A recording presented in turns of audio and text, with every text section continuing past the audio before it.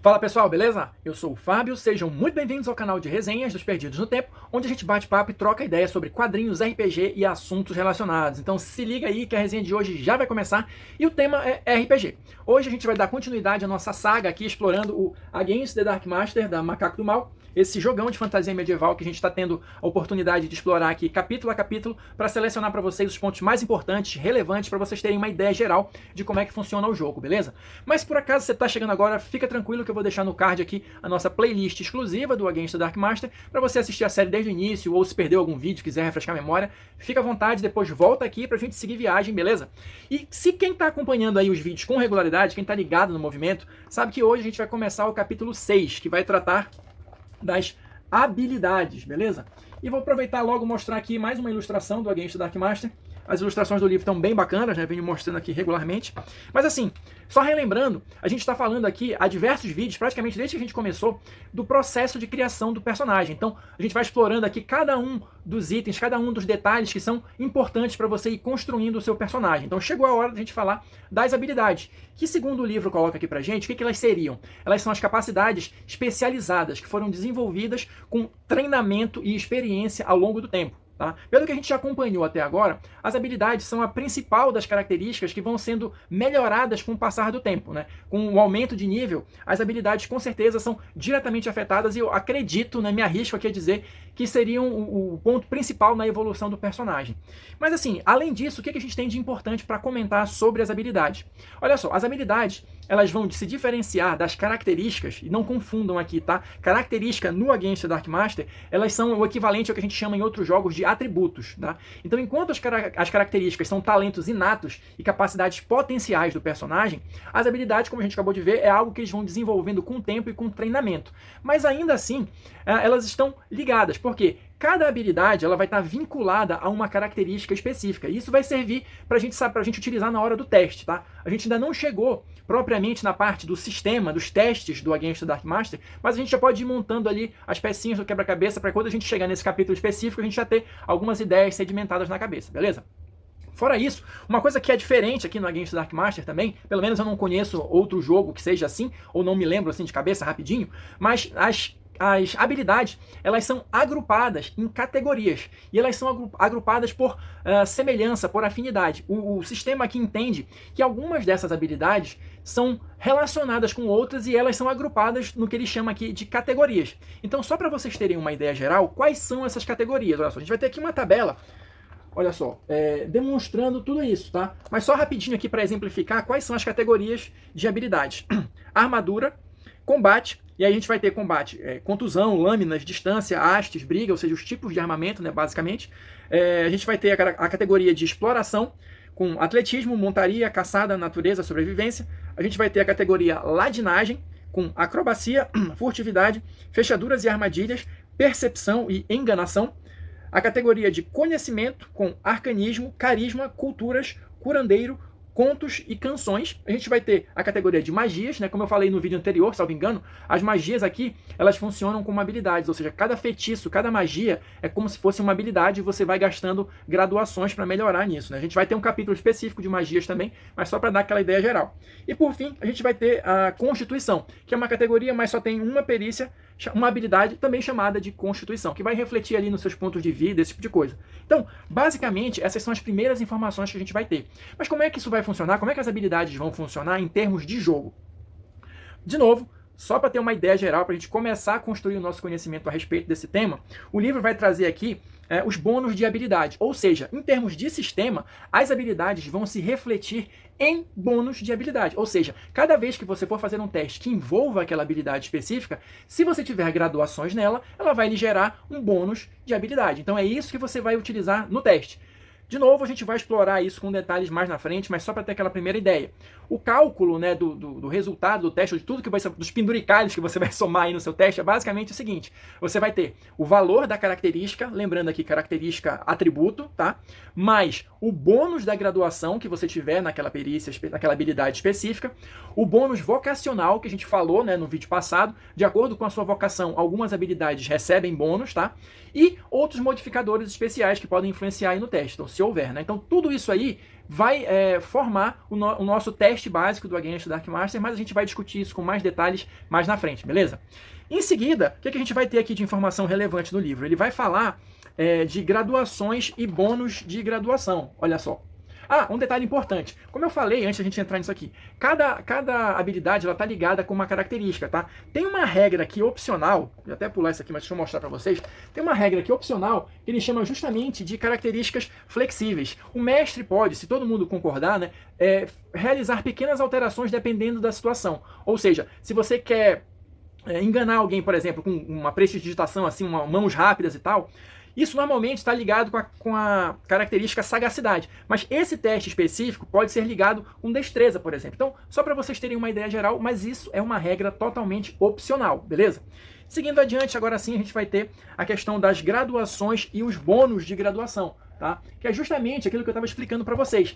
Cada uma dessas habilidades, você vai investir nela graduações, pontos de graduação, que a gente já falou um pouquinho disso, né? São os famosos pontos de desenvolvimento, você, a partir deles, compra graduações nas habilidades e dependendo da quantidade de graduações que você tenha, essa habilidade vai te gerar um bônus de graduação. Então, para variar, temos mais aqui uma tabela, só para exemplificar para vocês. Geralmente, olha, o que o livro coloca aqui é que não tem um limite máximo, tá? Você vai gastando aí de acordo com como você entender que o personagem deve ser construído, mas de uma maneira geral, os primeiros 10 pontos de graduação vão aumentando seus bônus de 5 em 5. Então, por exemplo, deixa eu mostrar aqui para vocês, olha.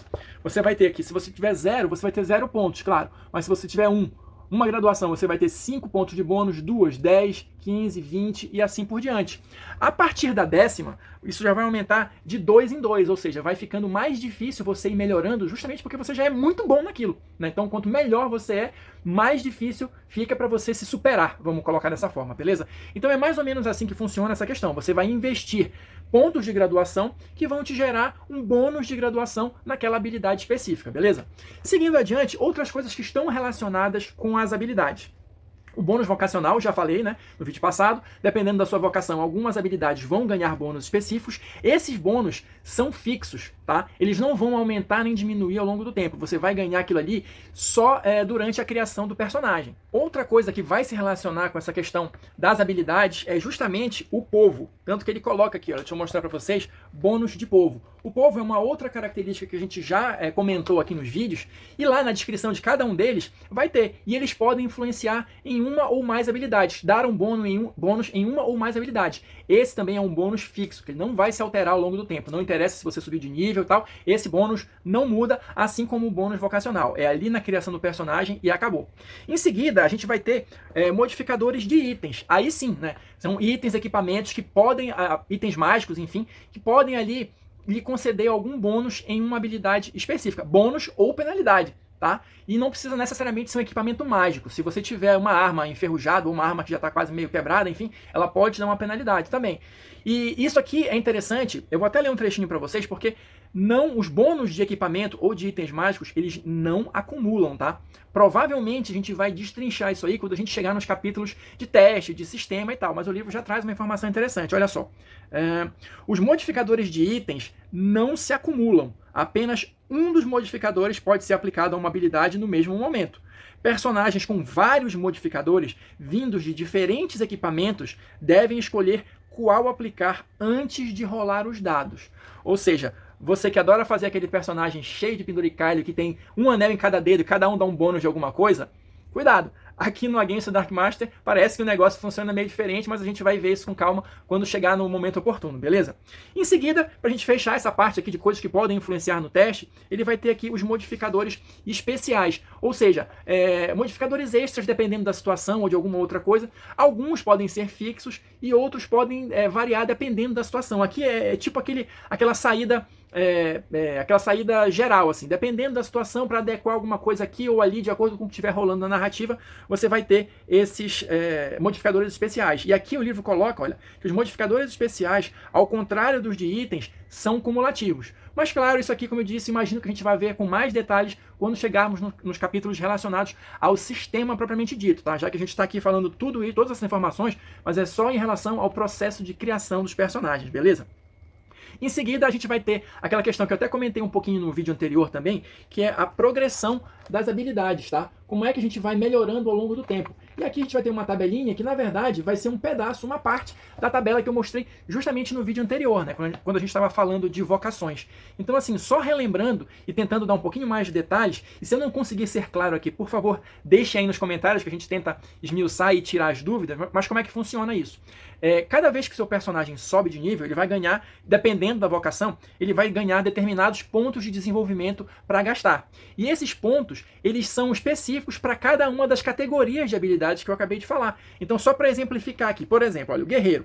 Toda vez que ele sobe de nível, ele ganha 2 pontos de desenvolvimento para armadura. Ele ganha 5 pontos de desenvolvimento para combate e 4 pontos de desenvolvimento para exploração, entre outras coisas. Só para a gente comparar, o ladino ganha 1 ponto de desenvolvimento de armadura, 3 pontos de desenvolvimento em combate e também 4 pontos de desenvolvimento para exploração. Aqui são as categorias que ele está colocando. Então, com esses 4 pontos de exploração, por exemplo, eu vou escolher como eu vou distribuir entre cada uma das 5, né, possíveis habilidades que eu tenho nesta categoria aqui de exploração. Se eu não quiser gastar tudo aqui, eu posso guardar para gastar em outra categoria diferente. Só lembrando, se eu gasto os pontos de desenvolvimento nas perícias que são daquela categoria específica, é 1 para 1. Se eu quiser guardar para gastar em outra categoria, em uma habilidade de outra categoria, o custo é 2 para 1, beleza? Mas isso está bem explicado aqui no livro, talvez fique complicado eu falando aqui, mas lendo não me pareceu algo difícil de entender, tá? É aquele negócio, eu posso customizar ainda mais o personagem, fazer ele fugir do padrão, se eu quiser, dessa forma. Não é porque eu sou um guerreiro que eu tenho que gastar tudo no combate, por exemplo. Eu posso gastar pontos em outras categorias. Só lembrando que esses pontos eu tenho que gastar na hora que eu subo de nível, tá? Eu não posso ficar acumulando pontos para guardar depois. Ou eu gasto tudo ali do jeito que der, ou perde. Eu não posso, não, vou deixar esse ponto aqui que eu ganhei no segundo nível para quando eu chegar no terceiro. Não. Tem que gastar tudo de uma vez, beleza?